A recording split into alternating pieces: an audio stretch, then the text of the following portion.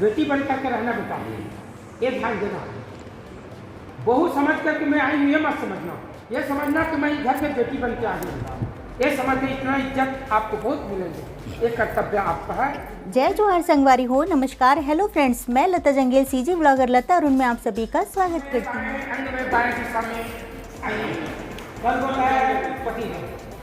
पतिदेव को वचन सुनकर की पत्नी जो है कन्या जो है ये कह रहे ठीक है, 7 वचन आपको मंजूर होगा।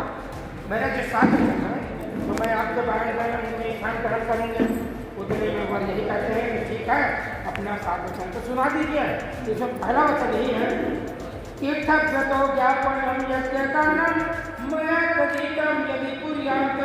मेरी विवाह कह चुके हैं, मुझे आप ही के साथ तो जीवन भर चलना है,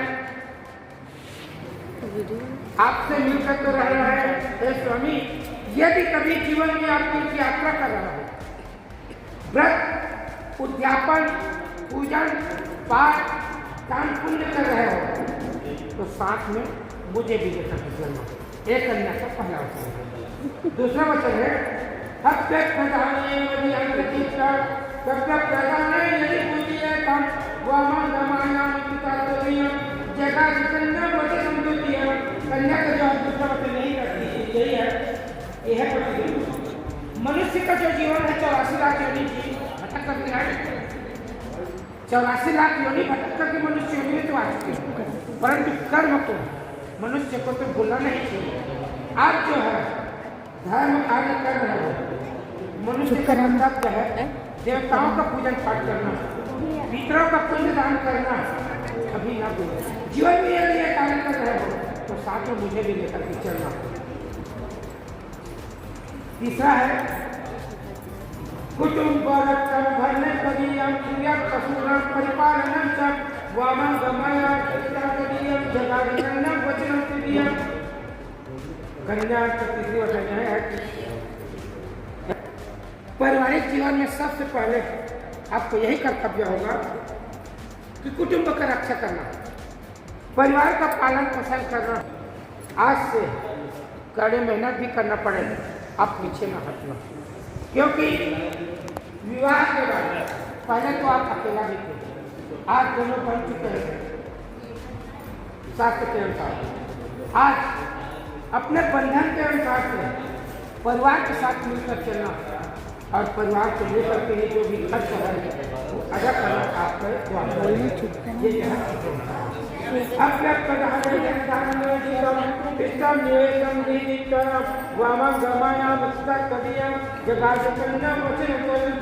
कन्या का जो है नहीं है कि आप जितने भी ईमानदारी से कमा रहे हो, मेहनत से धन दौलत जो भी है कमा करके लाएंगे या जमा किए हुए पूंजी को आप जो है खर्च करेंगे तो आपका कर्तव्य यही है कि साथ में मेरे को तो लेकर के चलेंगे, परंतु माँ बाप को सहयोगी बना करके लेना। कोई भी चीज़ बिगाड़ रहे हो तो पुत्र का यही कर्तव्य है।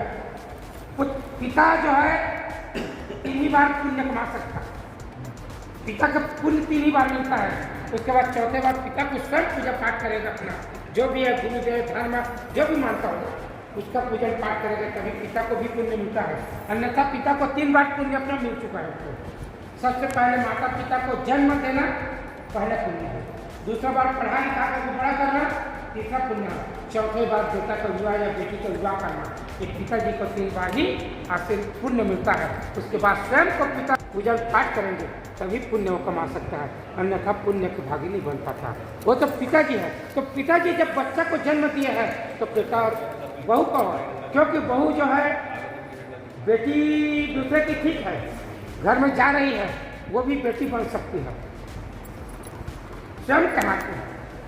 वो बेटी बन करके रहना है या बहू बन करके रहना है स्वयं के हाथ में है, उनका बेटी के ऊपर है। और आपको जो कह रहे हैं सहयोगी बना करके माता पिता को लेकर के चलना, वो उनका वचन है, चौथा वचन है। देवाल विद्या यदि पूज्यता वामन गमया विद्या तदीयम जगह कन्या पत्रम सहितम। यदि मेहनत की कमाई के बावजूद परिवार के खर्च के बावजूद कुछ बच जाता है, जमा पूंजी ये धर्म कार्य में लगा रहे हो तो उस समय भी अपना कर्तव्य है धर्म पत्नी को लेकर के चलना। अकेला ये काम मत करना। देशांतर्गत यथा वित्तम पूज्य वामा गमायामिति राष्ट्रीयम जगादि कन्या वचन अर्थम।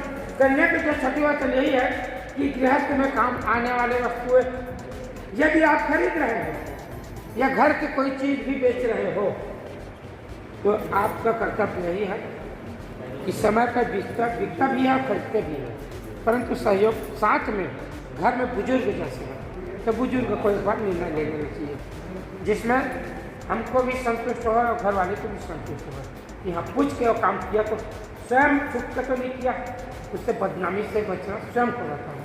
वो भी उसका छठवां वचन है। सातवां वचन आखिरी है न सेवीनम पदारकिन्नम भवति भोकम अवामंगमया नित्यतात्पर्यम जनादि कन्यम वचनम षष्ठम। कन्या का अंतिम वचन यही है कि अभी तक तो आप कुंवारे तो थे, आप अभी तक कुंवारे थे, आपका जो है मन जो है चंचल था। आज शास्त्र के अनुसार शादी हो चुके हैं, जितने भी मेरे से बड़ी मिलेंगे आपको माता के समान इज्जत देना, मेरी बराबरी के मिलेंगे और बेटी का रहेगा धर्म पत्नी, मेरे बराबरी के जो मिल रहे हैं बहन के समान, और मुझसे जो छोटी है वो जो है बेटी के समान। ये आपका कर्तव्य है। ये सातों वचन मंजूर हो तो मैं बाएं अंग में स्थान ग्रहण कर रही हूँ। इतने में वर कहते हैं कि ठीक है, आप जो 7 वचन जो बोल कर चुके हैं मुझे मंजूर है, मैं एक ही वचन है, वो एक वचन को मंजूर 7 के बराबर है, एक ही वचन को मंजूर आपका वो करेंगे। इसमें यह है मदानी चिंता न चिंतम सदा ज्ञान परिपालनम च पति प्रजा धर्म परायण तुर्यात सदा सर्वमिमां प्रत्यम। वह यही कहते हैं कि ठीक है, शास्त्र के अनुसार तो हम दोनों की शादी तो हो चुके हैं, परंतु मेरा एक ही वचन है, वो वचन यही है कि आज से धर्म पत्नी बन चुकी है। आज्ञा का पालन आपको उन्हीं का लेना पड़ेगा।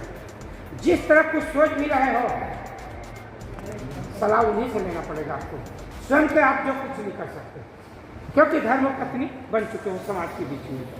अच्छा, वो भी और कभी भी अपने मर्जी के अनुसार कोई चीज़ नहीं चलाना, उसका वचन है। जो भी है पति के अनुसार ही चलना। उसके बाद पतिव्रता धर्म निभाना, पतिव्रता धर्म निभाना यह भी है। चौथी यही है कि आप जो कुंवारी तो थी, माँ के घर या पिताजी बहन जीजा सबके परिवार में थे, आप इज्जत बना के रखे थे, इज्जत दिए थे तो इज्जत पाले। इसी तरह उनका भी यह कहना है कि मेरे परिवार में तो जा रही हो, वही इज्जत जिस समय मैके में बचपना में बिताए, और बेटी का इज्जत जो है ना मैके में वही अंत तक रहते तब शादी कर। उसके बाद में जब ससुराल जाते हैं ना तो वही बेटी का असली माता पिता ससुराल में मिलते हैं, मैके के माता पिता छूट जाते हैं। क्यों? मैके के माता पिता वहीं तक सीमित है शादी तक से, उसके बाद कुछ पर्व हो रहा है तभी माता पिता के द्वार में उठते हैं बेटी ससुराल।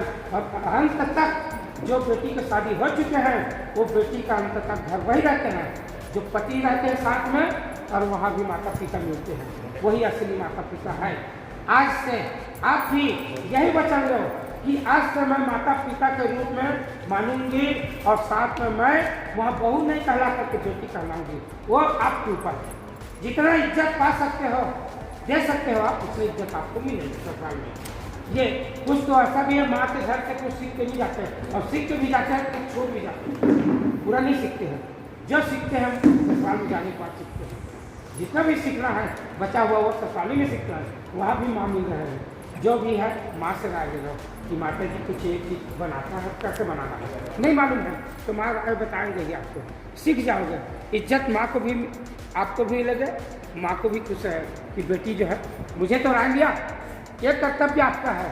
और कभी भी ये भी है कि आज की पढ़ी लिखी बच्ची है, सब पढ़ी लिखी रहने के बाद में ससुराल में जाने के बाद कभी भी कुछ 19-20 रहता ही है, ये समझौता करके चलना बेटी के ऊपर होता है। बेटी थोड़ा से भी नुक्स निकालेंगे तो बदनाम दोनों तरफ होते हैं। एक तो मैके भी बदनाम हो जाते हैं और दूसरा ससुराल में भी हो जाते हैं। तो कभी भी थोड़ा बहुत गलती भी रहता है ससुराल से, पति से, माता पिता से, वहाँ भी तो अपना सहन कर लेना। जितना सहन आपको करोगे उतना ही उन्हीं का आशीर्वाद आपको मिलेंगे, उतना ही आशीर्वाद आपको मिलेंगे वहाँ का, ये भी बता रहा हूँ। और वही आशीर्वाद अंत तक साथ देंगे पति का, माता पिता का। और कभी भी इतना मोबाइल का यूज भी नहीं करना। ससुराल में जाने के बाद, ससुराल में जाने के बाद इतना मोबाइल का यूज ना करना जिसमें ससुराल वाले भी मोबाइल देखते होता है। सही भी किसी भी बोलते रहो आप, बाकी आप जो है 12 घंटा मोबाइल पकड़ लिए तो उसमें भी ससुराल वाले को भी थोड़ा नफरत हो जाता है। क्यों? क्यों मोबाइल सहज नहीं आ सकते। इस कारण से अपना समय तक, बहन है, जीजा जी है, पिताजी है, समय समय में बात कर लेना। कुछ राय लेना होगा तो चलो बहन से पूछ लेना, परंतु ज़्यादा कोशिश ये मत करना। जो घर में माँ पिताजी है, पति जी है, यही अंत तक साथ देने वाले हैं, है ना। और बहन भी छूट रही है, जीजा भी छूट रहे हैं, आपका पूरा परिवार छूट रहे हैं, अंतिम परिवार यही मिल रहा है आपको। तो आपको खुशी से ससुराल में जा करके बेटी बन करके रहना बता, ये ध्यान देना। बहू समझ करके मैं आई हूँ ये मत समझना, ये समझना कि मैं घर में बेटी बन के आई हूँ, ये समझते इतना इज्जत आपको बहुत मिलेंगे।